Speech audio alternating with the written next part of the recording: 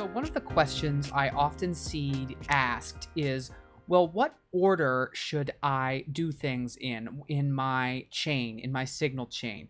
Should I EQ first or should I compress first? When should I put in reverb? What order should I do these things? And it's a tough question because, of course, like anything, it comes down to taste, it comes down to what the mix requires, etc., etc.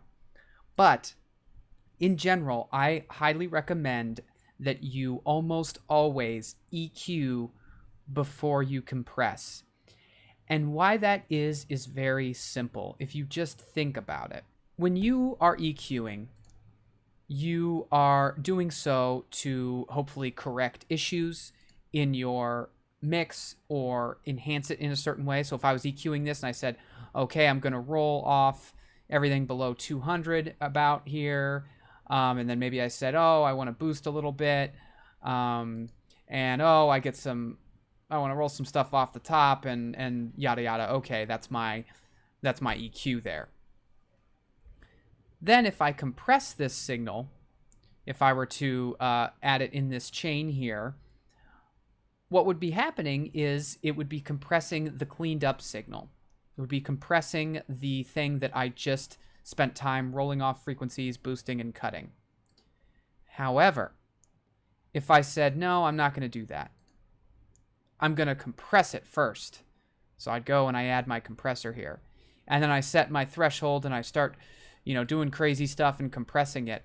What I'm doing is I am compressing and, in a way, emphasizing and including frequencies and things like that I may not have wanted otherwise. So essentially, if I then go, all right, well, I compressed it and now I'm going to go and I'm going to roll off these frequencies and stuff like that.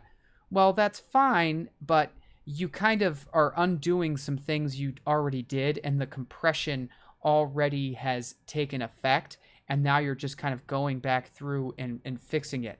Why not do your EQing first, your EQ moves first, and then go into compression? Because you're getting rid of the frequencies and things you don't want, and then compression will emphasize the cleaner, quote-unquote, track. It's the same thing if you were EQing for an effect or doing something with your effect. If you do your EQ and you maybe mess with it to get a telephone effect or whatever, then you compress that, you're going to emphasize that effect. If you don't, if you compress first and then do that, well, you might be undoing some of that work. So that is the real philosophy I have when it comes to order in the signal chain of compression versus EQ. And I think it's important to state because a lot of people might do things a different way, but for me, it makes more sense to do it that way.